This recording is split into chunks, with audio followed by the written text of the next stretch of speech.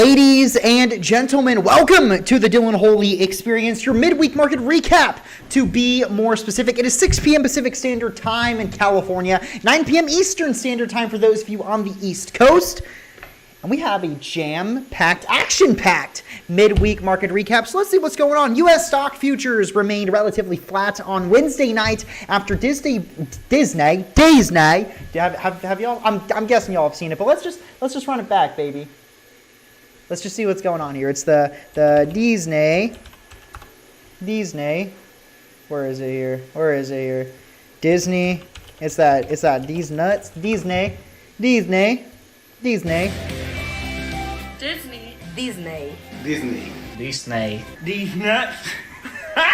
Boom. Disney. Anyway, let's continue on. Disney.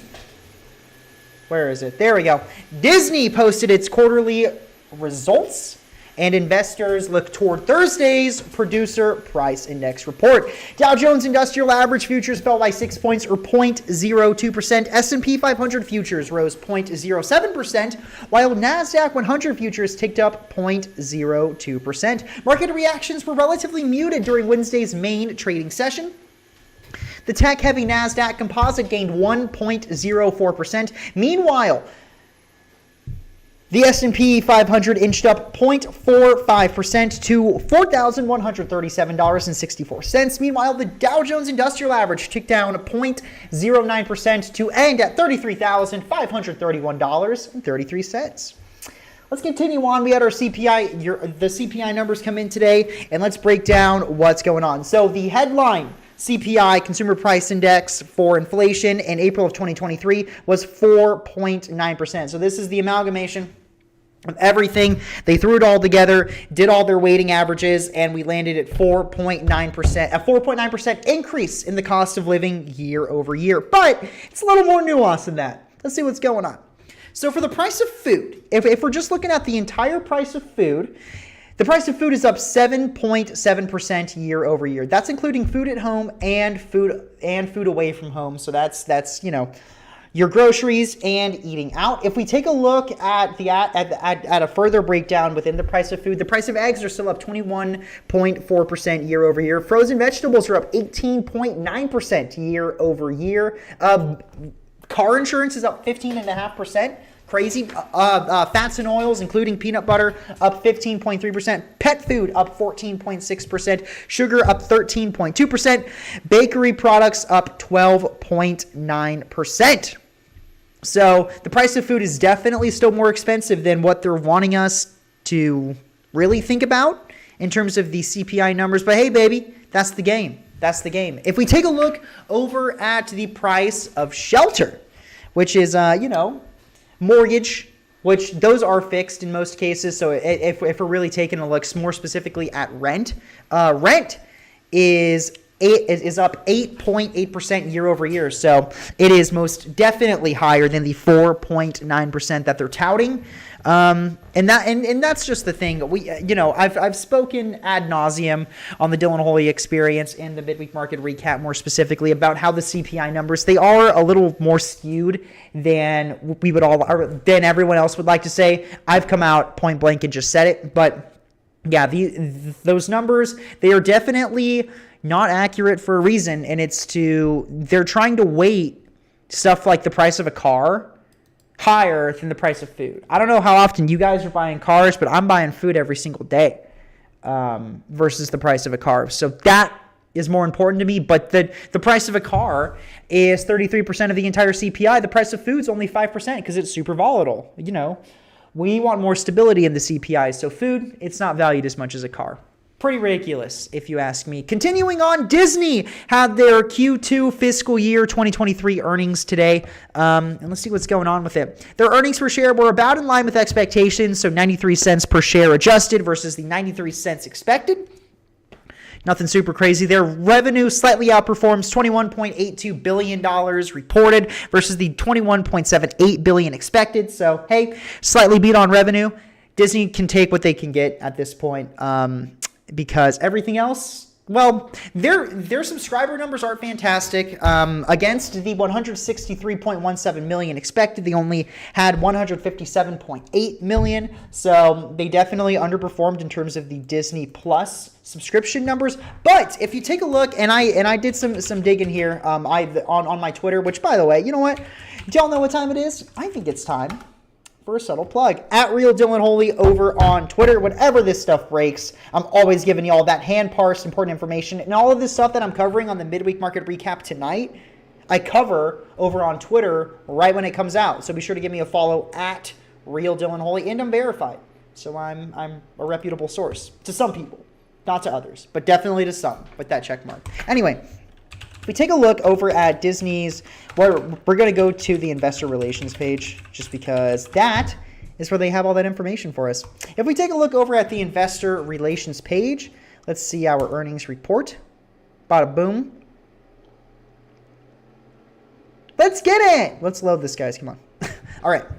So if we take a look over here, a little look-see-poo, let's take a look at free cash flow. So their revenues, they have increased, which is a good thing, but their free cash flow is really their bread and butter here.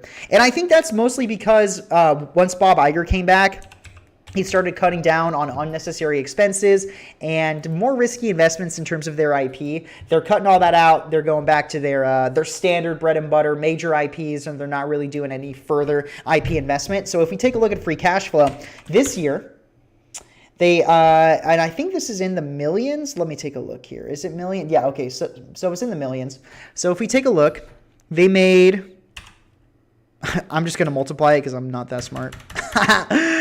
They made $1.987 billion in free cash flow against the $686 billion in free cash flow. This is, I believe this is year over year. Yeah, this is year over year.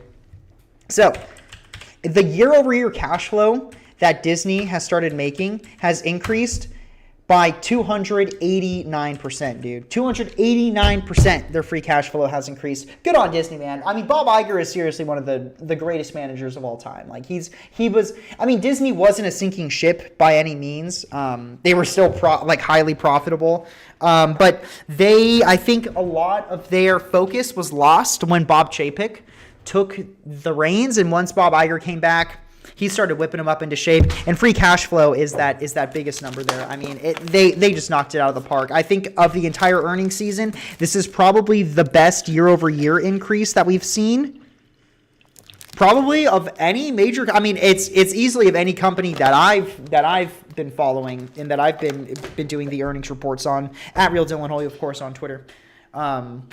But no, Disney, the big thing is their free cash flow, for me at least. Like, that's my favorite metric to look at in terms of how much money is this business making. And Disney knocked it out of the park on free cash flow. Let's see what else they have to say over on CNBC.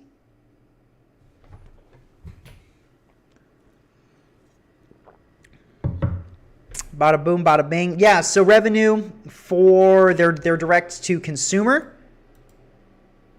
Let me see here. Okay, so Disney's direct-to-consumer operating income posted a loss of $659 million compared to the $841 million projected by analysts.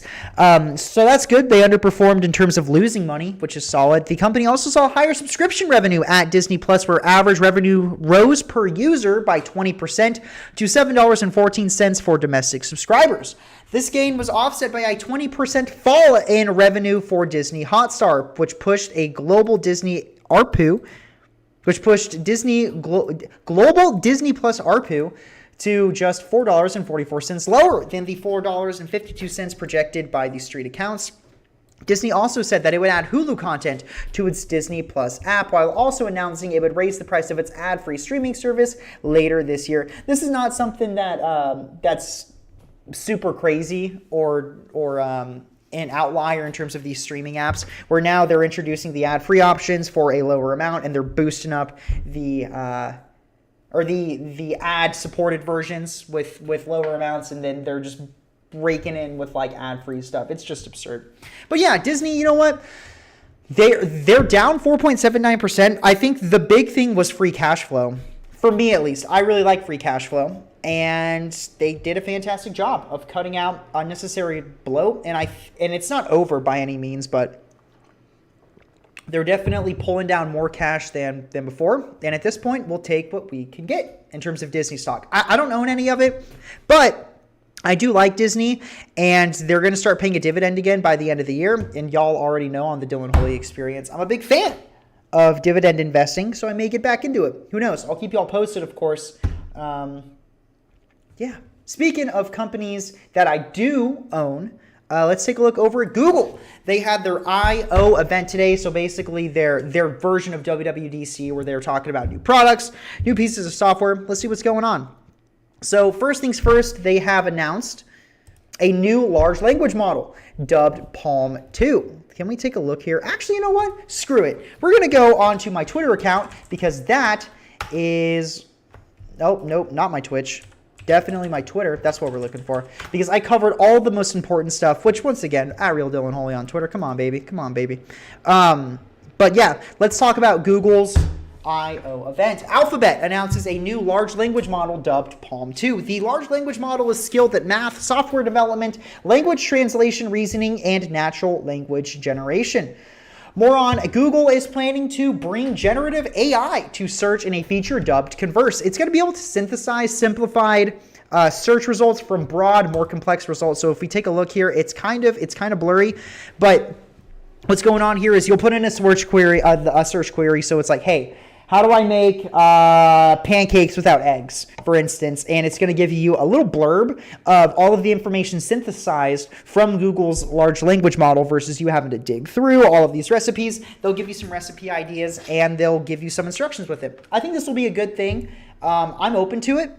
I think that a lot of the time you have to parse through a bunch of information. I have no problem doing it. I feel pretty comfortable doing like accurate search queries and everything. But I know for some people, it's like, why are you showing me all this bullshit? Like, I just need all of this condensed, simplified, because I know it's out there. It's on the internet. I know there's an answer here somewhere. And they're going to start doing that. I'm totally open to it. I think this is going to be a great idea. Moving on, Google has announced a Pixel Fold priced at $1,799. So this is their folding phone that everyone, that was highly rumored and everyone was expecting. I'm not an Android guy, but I think Pixels are cool. If I were to own a Pixel, or if I were to own an Android, I would own a Pixel. But for $1,800, I don't know, Chef. I don't know. Starting at $1,800, not like the highest tier that's starting at $1,800. I don't know about that. I'm cool with my iPhone. It's almost paid off and it runs perfectly fine. So I'll take that. Moving on, the Pixel tablet, which was announced actually at Google's I/O event in 2022. It's coming out. Its pre-orders begin Wednesday, and it's priced at $499. It's going to be a smart home hub kind of thing, but you'll also be able to take it off of the dock and just use it like an iPad, like a normal tablet. So I think this is good for anyone who's been looking for a good Android tablet. I'm sure Google's Pixel tablet is going to work out really well for you. Lastly, Google announced the Pixel 7a. So this is their budget smartphone, and it's coming in at $499, and you can buy it today. Again, Androids aren't my cup of tea. Definitely an iPhone guy. Apple makes the best consumer products on planet Earth. But hey, if you want a cheap Pixel 7a is going to be your best bet. Speaking of Apple, they are announcing they are bringing Final Cut Pro and Logic Pro to the iPad. One of the most sought after requests from iPad Pro power users for the last 5 years. It's here, baby. Let's see what's happening. So, starting on May 23rd, Final Cut Pro, you're going to be able to start using it on iPad Pros with the M1 chip or past that, so M1 and M2 chips. It's going to be, are they going to give us some information here? Come on, man. They're going to get, man, dude, I'm telling you, dude. My Twitter is just unmatched. Like, I just have all the information here. It's just significantly better. If we're taking a look here, yeah, there we go. So starting May 23rd, it's going to be $499 per month or $49 per year with a 1-month free trial in the App Store. And once again, M1, iPad, or later. And this is for Final Cut Pro. I don't really use Logic Pro. That's their music production app. Really, I care more about Final Cut Pro, and that's what we're going to cover. So yeah, Final Cut Pro on iPad for the iPad power users that have been waiting for it. Hey, baby, it's there. on May 23rd. So take advantage of it. Moving on, it's kind of staying in big tech because Microsoft owns LinkedIn, but LinkedIn is laying off 716 employees and is killing their China Jobs app. Bada boom. The China Jobs app being in career, and they're citing stiff competition and unfavorable macro headwinds. Who would have thought? The move announced Monday will affect around 3.5% of LinkedIn's approximately 19,000 employees worldwide. And the In Career was launched in December of 2021, sunsetting its localized LinkedIn product in China. They're not doing it anymore. So anyone who was using In Career in China, sorry, you're gonna have to use the WeChat or Tencent owned one. I don't even know if they have one, but they'll make one. The CCP is going to make one. It's not even going to be a problem. Moving on. Let's talk about the largest landlord in the United States of America. This is coming at us from Martin Armstrong over at Armstrong Economics. Anyone familiar with the housing market conditions post-pandemic knows that cash buyers and institutions consistently outbid the highest buyer, or the average buyer. I know a realtor who has spoken primarily to consultants working on behalf of companies, and they're willing to purchase properties over market on a consistent basis. They know they can buy these properties and rent them out for a fraction of what they paid because they have the liquidity to do so. Currently, BlackRock is the largest landlord in the United States with over $120 billion in real estate. Now, here's what makes this so crazy. So how many homes are in America? Because we're about to do some math here on the Dylan Holy Experience.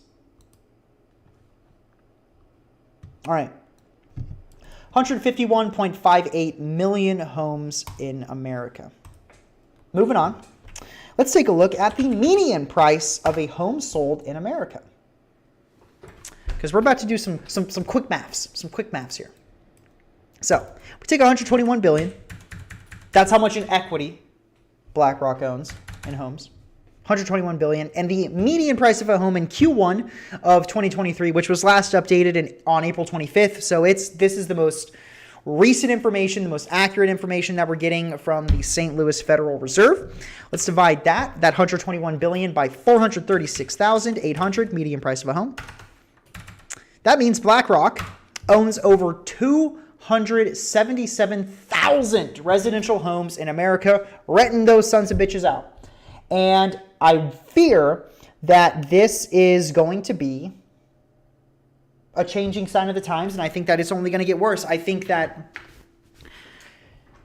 home ownership is going to become a lot more concentrated to the 1%, which is already a thing. Like if we take a look at the median net worth of homeowner versus a renter, like this is a sign of the times. Like this is not super duper crazy. But if you take a look at a homeowner's net worth, getting rid of their home as part of that net worth statement. So everything else that they own besides their home is $300,000 versus a renter's net worth is $8,000. So there is a massive price disconnect. In terms of the and this is from 2015. It's gotten even worse since then. But they're showing, 223,000 against the 5,500. So there's an increasing gap in wealth between homeowners and renters. And this isn't like a fuck homeowners, fuck housing as a commodity. We shouldn't have this. I'm just saying, this is the nature of the beast. And now BlackRock is going to start raking in cash. I mean, they already are. It's not like they're making buku bucks, but they're going to keep making even more buku bucks, and they're going to outbid bidders. I think that there was a larger amount of growth in the low interest rate environment. I don't think they're buying and financing very many homes right now. With where mortgage rates are at and the average price of a home. But it is starting to come down, so maybe they are going to take advantage of it. But I think that we're going to see a further consolidation in terms of home ownership wealth, slowly move up into the financial institutions, and I think we're going to get a lot more perpetual renters, which I'm not a big fan of. I plan on being a homeowner. I'm renting right now, but hopefully we're not renting perpetually on the Dylan Holy Experience. Speaking of ways to counteract being a perpetual renter, British financial institutions are offering no deposit 100% mortgage loans for the first time since 2008. Renters in the UK will be able to borrow up to 100% of the value of a property without a guarantor or deposit in a new mortgage plan introduced by Skipton Building Society. A building society is a British financial institution that provides banking services for and is owned by its members. In the same way, think of it like a credit union in the United States. The new mortgage product aimed at first-time home buyers who are currently renting has a fixed rate of 5.49% for 5 years over a maximum term of 35 years. So that's the big one. A 35-year mortgage, which I mean doesn't sound super duper crazy, but we're starting to stretch the boundaries of these investment vehicles. I mean, they were batting around the idea of having a 50-year mortgage, a 60-year mortgage, and at that point, like, just make it 100 years. I mean, like, I think that being able to have certain financial instruments and financing opportunities for lower income and more disadvantaged groups in the actual demographic is good. I mean, and I'm actually open to this. I think that we in the United States, I think that the FHA loans, I think they're fine right now, but I mean, they're offering black people like, and this isn't a racist thing. I don't give a shit. Well, I kind of give a shit, but they're offering minority classes, African Americans, 0% down mortgage payments. Like, you don't have to put money down. This is basically the same thing, and I'm not against that. I just think that if we're going to start doing that, just make that the FHA policy. Like, you should just be like 0% down on an FHA loan. That's what it should be. Get the private mortgage insurance, pay some more out of pocket for the PMI, have a higher monthly payment, higher APR, all that fun stuff. But I don't think these 0% down mortgages are a bad thing. I think they're actually probably fine. I think they're okay. I just think that they should be open to anyone. And it seems like in the UK, they're actually creating it in a way that is advantageous to the exact group of people that it needs to be advantageous to, which is first-time buyers who are currently renting. This is how you put skin in the game. California is kind of doing the same thing.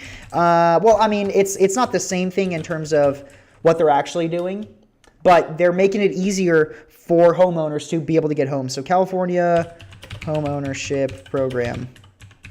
Yeah, California is doing a similar thing. So let's see, California, 20%. Down, 20 down. Well, California, yeah, so California, it's called the California Dream for All Shared Appreciation Loan. So what's basically going to happen is California is going to be able to put 20% down on they're going to be able to help you put 20% down on your home. And when you end up selling, or if you end up selling that home, you're going to be able, you're going to sell it, you're going to give them their principal back, and then 20% of what the home is worth. I think that's another good idea. Another good idea. Obviously, it's a cash grab for California. They're just trying to rake in some more tax dollars, tax revenue, so they can keep their social welfare and social safety nets bumping. But I think this is a good thing. It puts people into homes, and it actually gives them equity. I think if there's any investment vehicle that helps people get home equity, like their own home equity, I welcome it. Some people, they say, well, we shouldn't be doing that. It should just be 20% down. And that's that. Well, the problem is with having it just be like 20% down conventional is if the median price of a home in America is being sold, is being sold for $436,000. It's not necessarily the monthly payment that's pricing people out of being able to be a homeowner. It's the down payment.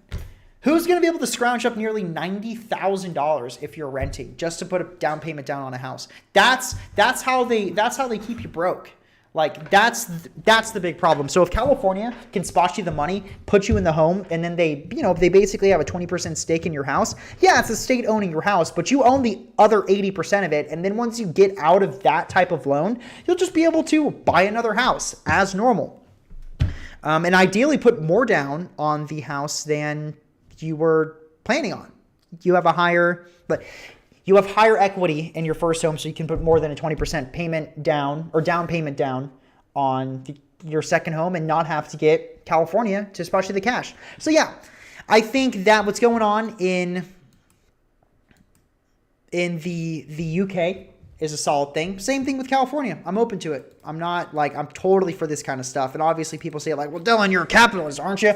This is just cronyism. Yeah, it is cronyism. And guess what? We are so far past the point of like true capitalism or true socialism. We're just going to blend the two. Like that's where we're at now. So yeah, I'm open to this. If it gets more people equity, more power to you. Speaking of socialism and cronyism, Cambridge, Massachusetts is starting a first-of-its-kind universal basic income pilot. The city of Cambridge will start giving low-income families $500 a month as part of a new guaranteed income program. Dubbed Rise Up Cambridge Cash Payments for Families with Kids, the program, which builds on the city's previous pilot program, aids to combat poverty and income inequality by providing direct cash payments to families with children under the age of 21 who earn at or below 250% of the federal poverty level. For example, $75,000 for a family of 4. Eligible families will get a $500 cash payment each month for 18 months. The city plans to explore ways to make the program more permanent, according to the Cambridge mayor. Hey, and we're going to finish it off there. But I'm all about trying out UBI. I think at this point, like, regardless of if I'm for UBI or not, which I'm not really for, I think that you can probably make money on your own. And on top of that, like, giving people this money, it's just going to make shit more expensive. Well, Dylan, that's not really how that works. Actually, it is how that works, because this high inflation, and especially in that peak in June of last year, this high inflation is literally directly caused by the government printing $7 trillion. So I think the government giving out more money probably isn't going to suit them very well in the long term. Like, what's giving someone $500 when a loaf of bread is $10, right? Kind of deal. But I'm open to seeing what's going to happen. You know, like I'm against stimulus payments. I'm against fundamentally the COVID stimulus payments because I don't believe governments should be stepping into the free market. But we're so far past that point, it doesn't even matter. And obviously, it's like, well, government stepping into the free market, doing regulation is kind of like that. It's actually not. I think regulation's different than like actually printing money and infusing it into the market. But hey, they're trying it out. We're going to see what happens. We're going to see if it works or if it crashes and burns. But until then, I have some stuff for y'all to follow. Firstly, over on youtube.com/@DylanHoley. That's where half of y'all are watching right now. So you guys already know what's going on. So be sure to follow me. Dude, what is going on with my freaking screen? That's crazy. There we go. youtube.com/@DylanHoley. Go ahead and go ahead and subscribe. It's over there.